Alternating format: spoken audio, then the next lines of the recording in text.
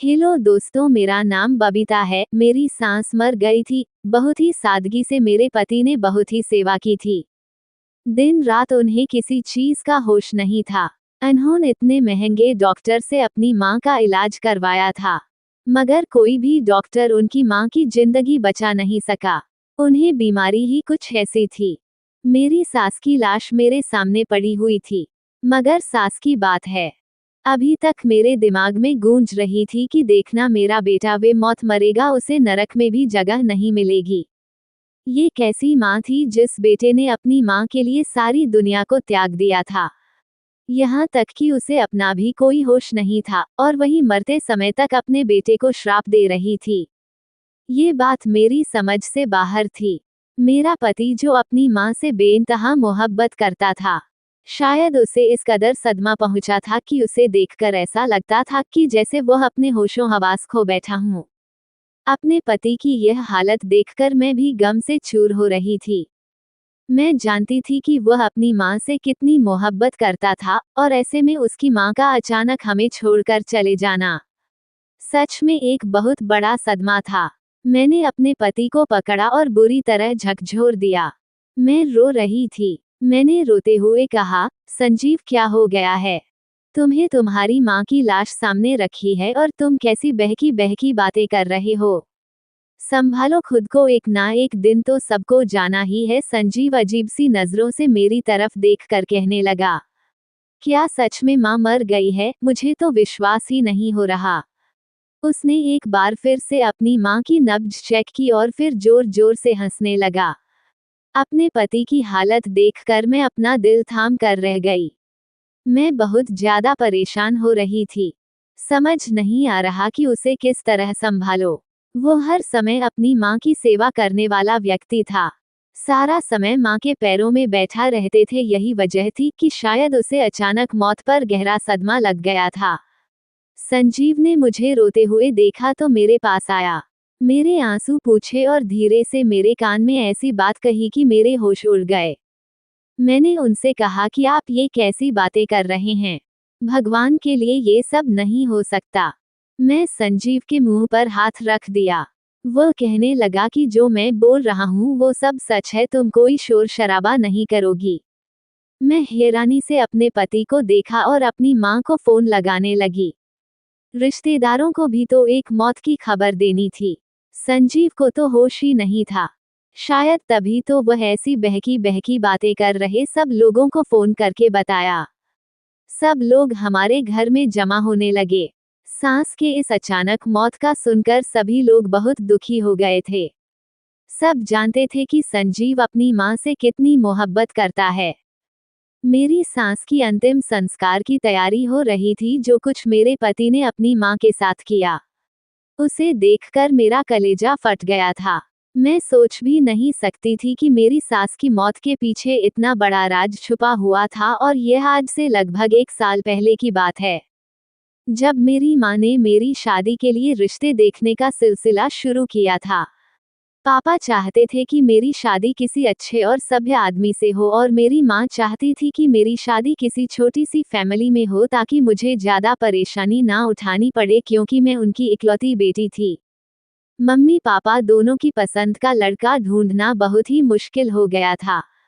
पर फिर एक शाम मेरी शादी की बड़ी खुशी फुआ हमारे घर में दाखिल हुई और माँ के हाथ में एक तस्वीर जमा कर कहने लगी, लो भाई, आज तो तुम्हारी समस्या का समाधान हो ही गया। ऐसा रिश्ता लाए है, दोनों पति पत्नी खुश हो जाओगे।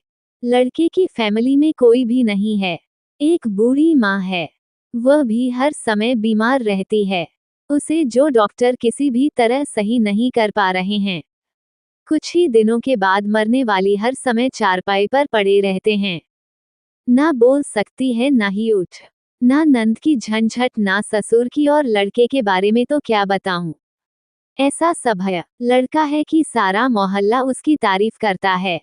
तुम चाहती थी कि लड़का कोई कारोबार करता हूँ, वह नौकरी ना करता हो तो सुनो, लड़के की एक बहुत बड़ी डिटर्जेंट बनाने की फैक्ट्री है और वह उसका अकेला ही मालिक है। गांव में पुश्तैनी जमीन भी पड़ी हुई, सच कहूँ तो अपनी बबीता वहां जाकर राज करेगी। ऐसा लड़का तो चिराग लेकर ढूंढने से भी नहीं मिलेगा। फुआ जी ने बिना रुके एक ही साथ में लड़के और उसके खानदान की तारीफ सुनाई थी कि मेरी माँ का मुंह खुला का खुला रह गया था। मैं भी वहीं बैठी शाम की चाय पी रही थी। मैंने आंटी से कहा कि थोड़ा सांस तो ले लो, लड़का कहीं भाग तो नहीं रहा है। मेरी बात सुनकर मेरी माँ ने मुझे घूर कर देखा था और फुआ जी नाराजगी से कहने लगी, बबीता बेटी अपनी जुबान को लगाम दो, जो मुंह में आता है कह देती हूँ। फिर मेरी माँ से कहने लगी कि इसकी शादी की उम्र हो रही है और उसे अभी तक बोलने की भी तमीज नहीं। इसे कुछ तमीज सिखाओ, नहीं तो ससुराल में जाकर नाक कटवा आएगी। माँ ने मेरी तरफ से फुआ जी से माफी मांगी और लड़के की तस्वीर देखकर कहने लगी, लड़का देखने में तो बहुत ही अच्छा लग रहा है। तारीफ की तुमने खुद कर दी है और कारोबार भी अपना है। फिर इस रिश्ते को देख लेने में तो कोई समस्या नहीं है। मेरी माँ ने तस्वीर मेरी तरफ बढ़ाई, अपने कानों को हाथ लगा लिया और कहने लगे, तुम कैसी माँ हो जो जवान बेटी को लड़के की तस्वीर दिखा रही हो। फुआ जी बहुत ही पुराने ख्यालों की थी। शादी से पहले लड़के लड़की का एक दूसरे को देखना बिल्कुल भी पसंद नहीं था। फुआ जी की बात पर मम्मी हंसने लगी और कहने लगी, जिंदगी तो इससे ही गुजारनी है, इसलिए इसकी मर्जी भी शामिल होना जरूरी है। हमारी इकलौती बेटी है, ऐसे ही तो मुंह उठाकर किसी के हवाले तो नहीं कर देंगे ना। मैंने लड़के की तस्वीर देखी तो अपनी माँ की बात से सहमत हो गई थी। सच में लड़का बहुत ही सभ्य मालूम हो रहा था, चेहरे पर भी बहुत ही चमक थी। मैंने मुस्कुराकर तस्वीर वापस कर दी। मम्मी समझ गई कि मुझे लड़का पसंद आ गया है। फिर फुआ जी के जरिए मम्मी पापा ने बात आगे बढ़ाई और देखते ही देखते रिश्ता पक्का हो गया था। मेरी सहेलियों को जब मेरे रिश्ते के बारे में पता चला तो सभी मुझे चिढ़ाने लगी कि बबीता, तुम्हारी जिंदगी में तो सास नंद का झंझट ही नहीं होगा। बीमार सास तुम्हारा क्या बिगाड़ेगी, और फिर इतना पैसे वाला लड़का है, तुम राज करोगी। रिश्ता होने से पहले तक मैं यही सब कुछ सुनती रही और खुद को खुशकिस्मत लड़की समझती रही। विदाई के समय पापा ने मुझे गले से लगा लिया और कहने लगे कि बेटा, हमने तुम्हारी बहुत ही अच्छी परवरिश करने की कोशिश की है। अब तुम अपनी बीमार सास की सेवा करना और यह साबित कर देना कि हमारी परवरिश में कोई कमी नहीं थी। मैंने पापा से वादा किया था कि मेरी वजह से आपको कभी शर्मिंदा नहीं होना पड़ेगा। बारात में बहुत ही कम लोग शामिल हुए थे। संजीव के आगे पीछे कोई था नहीं। मेरी बीमार सास भी नहीं आ पाई थी। बस कुछ दोस्तों के साथ ही बारात लेकर आया था और मुझे विदा करवाकर अपने घर ले आए। संजीव का घर बहुत ही बड़ा और आलीशान था। उसी के दोस्त की पत्नियों ने मुझे मेरे कमरे में पहुंचा दिया था। मैं दुल्हन बनी बिस्तर पर बैठी थी और बहुत खुश हुई थी। ऐसा लग रहा था जैसे मेरे सारी प्रार्थना भगवान ने एक ही बार में स्वीकार कर ली है। मैं सोच रही थी कि मैं अपने पति को अपनी मोहब्बत में अपना दीवाना बना लूंगी और बीमार सास की सेवा करके उनका दिल जीत लूंगी। जिंदगी बहुत ही प्यार और सुकून से गुजरेगी। मेरा पति जैसे ही कमरे में आया, मैं शर्मा कर अपने आप में सिमट गई थी। अरमानों भरी इस रात में दिल में अजीब तरह के जज्बात उभर रहे थे। विदाई से पहले सहेलियों ने मेरे कानों में ना जाने कितनी सरगोशियां भर दी थी, उस समय भी मेरे मन में उठ रही थी। मैं अपने पति से उम्मीद कर रही थी, मेरी खूबसूरती की तारीफ करेगा। ये हमारी पहली मुलाकात थी जो आज होने वाली थी, लेकिन मेरे पति ने मेरे पास बैठकर जो बात कही, बात सुनकर मैं दंग रह गई। आज की रात अपने पति से ऐसी बात की मैं उम्मीद हरगिज नहीं कर सकती थी। संजीव मेरे पास बैठा और बहुत नरमी से कहने लगा, संजीव, मैं अपनी माँ से बहुत ज्यादा मोहब्बत करता हूँ और किसी सूरत अपनी माँ से लापरवाही नहीं बरतना चाहता। इसलिए शादी की पहली रात ही तुम्हें ये बात बता देना चाहता हूँ कि अपनी माँ की हर छोटी बड़ी जरूरत मैं खुद ही पूरी करूँगा और उनकी देखभाल भी मैं ही करूँगा। तुम मेरी माँ का कोई काम नहीं करोगी। मैं अपनी माँ की जिम्मेदारी खुद उठाना चाहता हूँ। मैं एक भरोसे की नौकरानी है जो मेरे पीछे से मेरी माँ का ख्याल रखेगी, मैंने सुना है। माँ बाप की सेवा करने से स्वर्ग मिलता है और मैं अपना स्वर्ग पाना चाहता हूँ। कोई ऐसे प्यार करते तो हम तो दिल जैसा कर्म वैसा कर्मी। पिछले वर्ष की बात सुनकर मुझे बहुत हैरानी हुई थी कि शादी की रात इन सब बातों की क्या जरूरत थी। वो अपनी माँ का इकलौता बेटा, मैं उसे उसकी माँ की सेवा से कैसे रोक सकती थी। पर मैंने मुस्कुराकर उसे विश्वास दिलाया कि मैं आपको कभी आपका फर्ज पूरा करने से नहीं रोकूंगी, आपकी माँ का पूरा ख्याल रखूंगी। जहां मुझे इस बात की हैरानी थी कि शादी की पहली रात संजीव ने ऐसी बात क्यों की थी, मगर फिर इस बात की खुशी भी थी। अपनी जिम्मेदारियां का पूरा एहसास था। लेकिन मेरी बात सुनते ही संजीव ने कहा, नहीं, तुम्हें मेरी माँ का ख्याल रखने की जरूरत नहीं है। मैंने कहा, माना कि आप खुद ही अपनी माँ की देखभाल करूंगा, तुम सिर्फ मेरा ख्याल रखना और घर की जिम्मेदारियां उठाना। इससे पहले कि मैं संजीव की इन अजीबोगरीब बातों पर कुछ और कहती, अचानक ही वो खड़ा हुआ और यह कहकर कमरे से निकल गया कि मैं अपनी माँ को एक नज़र देखकर आता हूँ। मैं कमरे में अकेली बैठी रह गई। इस बार मुझे कुछ अजीब सा लग रहा था। धीरे धीरे मेरे जज्बात ठंडा पड़ने लगे थे। जब संजीव वापस आया तो इस बार उसके अंदाज में ऐसी मोहब्बत कि मैं सब कुछ भूल गई थी। सुबह जब मेरी आंख खुली तो संजीव बिस्तर पर मौजूद नहीं था। मैंने उसे आवाज दी लेकिन शायद वह कमरे में कहीं था ही नहीं। मैं बिस्तर से उठकर बैठ गई। पता नहीं इतनी सुबह सुबह संजीव कहाँ चला गया था। मैं उठकर तैयार हुई और कमरे से निकली तो मुझे अपने सास के कमरे से बातों की आवाज आने लगी।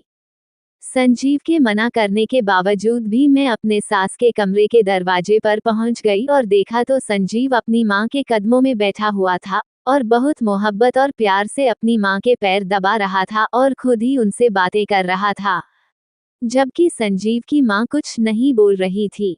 यह मंजर देखकर मेरे दिल से प्रार्थना निकली कि हे भगवान, मेरी औलाद भी मेरे पति जैसी ही हो। आज के दौर में प्यार में इतनी सेवा करने वाला और मोहब्बत करने वाली औलाद कम ही देखने को मिलती है।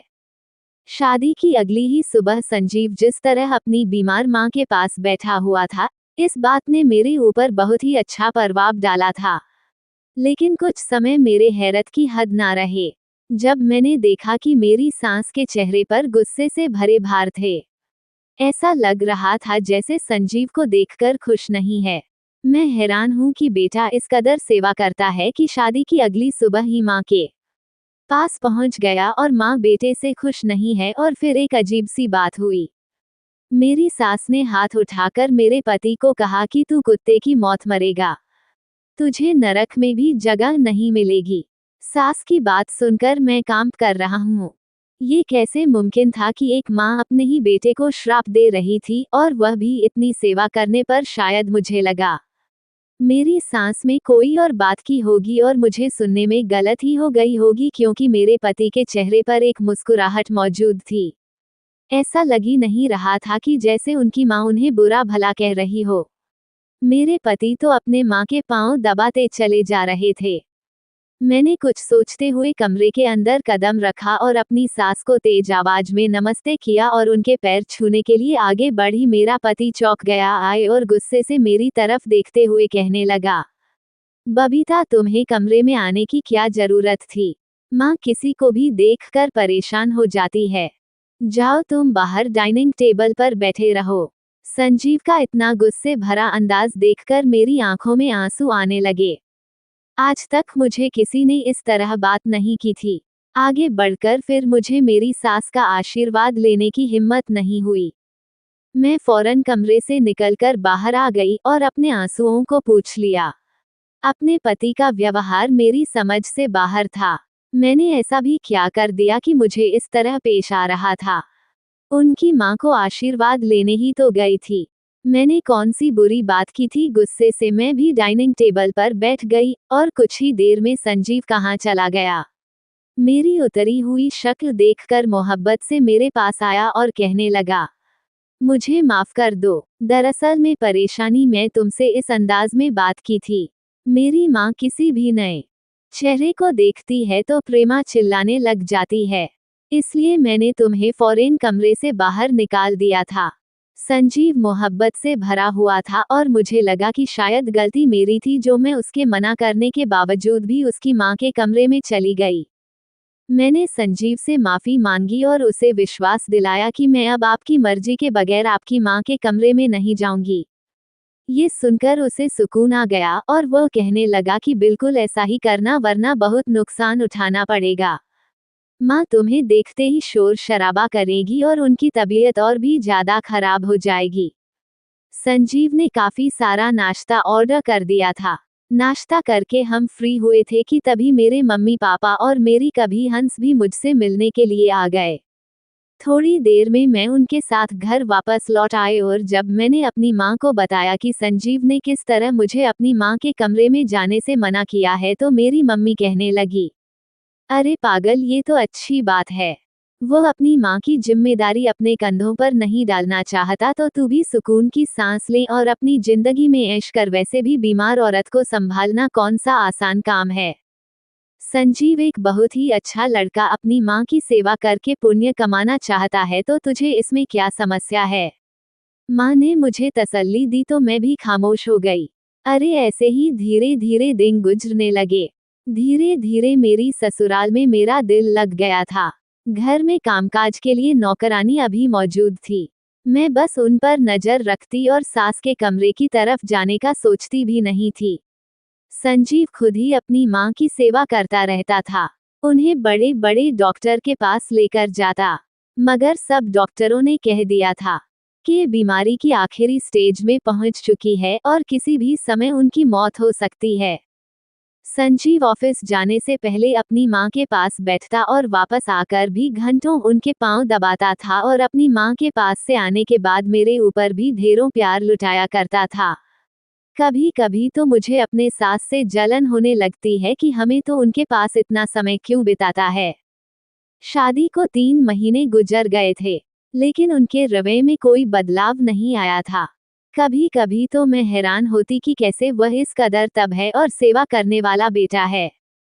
मैं छुपकर अपने सास के कमरे के बाहर खड़ी हो जाती है और सुनने की कोशिश करती है कि संजीव अपनी माँ से क्या बातें करते हैं, लेकिन वह तो अपनी माँ से सिर्फ मोहब्बत भरी बातें ही किया करते थे और उनकी माँ हमेशा उन्हें गुस्से में बात करती और अपनी कमजोर और कांपती हुई आवाज में संजीव को बद्दुआ देने की कोशिश करती। और फिर शादी के चौथे महीने में अचानक एक दिन मेरे सास मेरे पास आई। संजीव उस समय अपनी फैक्ट्री में थे और नौकरानी सास के कमरे की सफाई करने उनके कमरे में गई थी।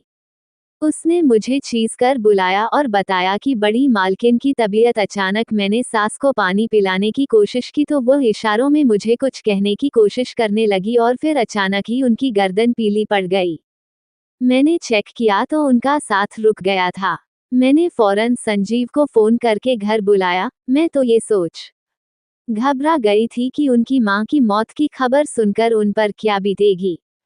अपनी माँ के बगैर तो उनका एक पल सुकून से नहीं गुजरता था और अब तो उनकी माँ इस दुनिया में नहीं रही थी। मैंने बेचैनी से संजीव का इंतजार यहाँ से बाहर टहल कर रही थी। जब वो लौटकर घर आए तो उनके चेहरे पर मुझे कोई भी परेशानी या घबराहट दिखाई नहीं दे रही थी। ऐसा लग रहा था जैसे वो बिल्कुल नॉर्मल। मैंने उन्हें बताया कि किस तरह उनकी माँ की अचानक मौत हुई है, मगर संजीव बिल्कुल चुप थे। उन्होंने एक गहरी नजर मुझ पर डाली और कहने लगे, तुमने माँ से बात की थी। मैंने उन्हें बताया कि माँ इशारों में कुछ कहने की कोशिश कर रही थी, लेकिन मुझे उनके इशारे समझ नहीं आया। संजीव ने एक ठंडी सांस भरी और अपनी माँ के कमरे में जाकर उन्हें चेक किया और कहने लगे, हाँ माँ तो सच में मर चुकी है। उनके शब्द इतने ठंडे थे कि मैं हैरान रह गई और फिर अचानक ही मुस्कुराते हुए कहने लगे कि चलो अच्छा हुआ, अब हमारी माँ चली गई। मुझे लगा कि माँ की मौत का सदमा संजीव के दिमाग पर हो गया है। माँ के मरने से कैसे हमारी जिंदगी बदल सकती थी। अचानक से हमें अजीबोगरीब हरकतें करने लगता था। उन्हें दुख की बजाय खुशी मिली होगी। ऐसी हरकतें देखकर मैं बहुत ज्यादा परेशान हो गई थी। पता नहीं अचानक से क्या हो गया था। मुझे तो लगा कि वह अपनी माँ के पास बैठकर बहुत रोएंगे। अपने पति की ऐसी हालत देखकर मुझे बहुत अफसोस हो रहा था। मैंने बहुत से रिश्तेदारों को भी कॉल कर दिया था। फिर कुछ देर बाद जो कुछ हुआ उससे मेरे सर पर आसमान टूट पड़ा था। मेरी सास की मौत की खबर सुनकर आए सारे लोग भी हक्का बक्का रह गए थे। मेरा पति जो 1 घंटा पहले खुश हो रहा था, अब जमीन पर बैठक जोर जोर से रो रहा था और किसी को से पूरा घर घूम रहा था। मैंने आगे बढ़कर संजीव को संभालने की कोशिश की, लेकिन उसने मुझे धकेल दिया और कहने लगा, सब कुछ खाक हो गया है। 3 सालों की मेहनत मिट्टी में मिल गई है। मेरी माँ मुझे धोखा देकर चली गई है। मैं अब कहाँ जाऊंगा? मेरे पास तो कुछ भी नहीं रहा। किस्मत नहीं है। मुझ पर कैसा सितम ढाया है। अमित अपना पीते जा रहा था और मैं सब कुछ समझ कर भी ना समझ बैठी थी। जितने भी लोग आए थे, आपको यही लग रहा था कि संजीव को अपनी माँ की मौत का सदमा लगा है, लेकिन सिर्फ मैं थी जो जानती थी कि संजीव को किस बात का सपना पहुंचा है, क्योंकि हम इतने लोगों के आने से पहले ही मुझे कुछ कुछ बता दिया था। अंतिम संस्कार की तैयारी हो चुकी थी और कुछ ही देर में मेरी सास का अंतिम संस्कार भी हो गया। सब लोग अपने अपने घरों को लौट गए। मैं अपनी माँ के कमरे में गया और उनका सामान उठाकर फेंकने लगा। मैं उन्हें रोकने की कोशिश की तो वह चीज पर हुए कहने लगा कि मैंने सारी जिंदगी इस औरत की सेवा में ये सोचकर कि वो मेरा भला करके जाएगी तो जाते जाते मुझे कंगाल करके चली गई है। मैंने कहा कि आप अपनी माँ के बारे में किस तरह की बातें कर रहे हैं? आखिर हुआ क्या है मुझे सब कुछ पता है। मुझे बस इतना ही समझ में आया था कि मेरी सास के मरने के बाद कुछ ही देर में वकील आए थे और मेरी सास की वसीयत संजीव के हवाले करके जा चुके थे। संजीव ने जैसे ही वह वसीयतनामा पढ़ा उसके बाद उनका हाल ऐसा ही था। मेरी बात सुनते ही संजीव ने गुस्से से कहा कि यह औरत मेरी माँ नहीं थी, बल्कि डायन थी जो मेरी माँ के हाथ पर कब्जा करके बैठी थी। यह मेरे बाप की पहली पत्नी थी और मेरे बाप ने औलाद के लिए मेरी माँ से दूसरी शादी की थी। लेकिन ये बात मेरी माँ को मालूम नहीं थी कि सारी जायदाद डॉक्टरी मेरे बाप की नहीं बल्कि उसकी पत्नी की है। बाप के मरने के बाद मैंने और मेरी माँ ने किसी औरत के साथ चिपक चिपक कर जिंदगी गुजारी, लेकिन इस औरत को हम पर जरा भी दया नहीं आई और मेरी माँ ऐसे ही दुनिया से चली गई। फिर भगवान का कहर था। हुआ किस औरत पर बहुत ही खतरनाक बीमारी ने जकड़ लिया। मैंने कोशिश की कि मैं किसी तरह से जायदाद अपने नाम करवा लूं, लेकिन ये तो बड़ी ही टेक निकली। मैं भी इस औरत को गलत दवाइयां देना शुरू कर दिया था कि यह तड़प तड़प कर मरे, यह मेरा कुछ नहीं बिगाड़ सकती थी, बस मुझे बद्दुआ देती रहती थी। मगर मैं एक अच्छा बेटा बनकर की सेवा करता रहता। मरने के बाद वसीयत के मुताबिक ये सारी जायदाद एक ट्रस्ट के नाम कर दी। मैंने इस बुधिया की इतनी सेवा की, लेकिन मुझे इसका क्या फल मिला? अपने पति की बात सुनकर मेरे होश उड़ गए। मैं तो अपने पति को बहुत ही सभ्य और समझ रही थी, लेकिन वह तो सब कुछ दौलत हासिल करने के लिए कर रहा था और उन्होंने अपनी ही सौतेली माँ को गलत दवाइयाँ देकर मार दिया था। और जब उसके हाथ कुछ नहीं आया तो उसकी असलियत खुलकर मेरे सामने आ गई थी। मैं बहुत हैरगी से अपने पति को देख रही थी। दुनिया की नज़र में एक सभ्य और आज्ञाकारी बेटा था, लेकिन हकीकत में वह दौलत का पुजारी निकला। लेकिन आखिरकार मेरे पति को उसके किए की सजा मिल गई थी और कुछ ही दिनों में हमें वह घर और फैक्ट्री सब कुछ खोना पड़ा था। आज मेरा पति अपनी ही फैक्ट्री में एक मामूली सी नौकरी करता है। बाद में मुझे पता चला था कि संजीव की माँ ने दौलत की खातिर ही संजीव के पापा से शादी की थी, लेकिन संजीव की माँ को बाद में पता चला कि यह सारी दौलत जायदाद उनके पति की पहली पत्नी की है।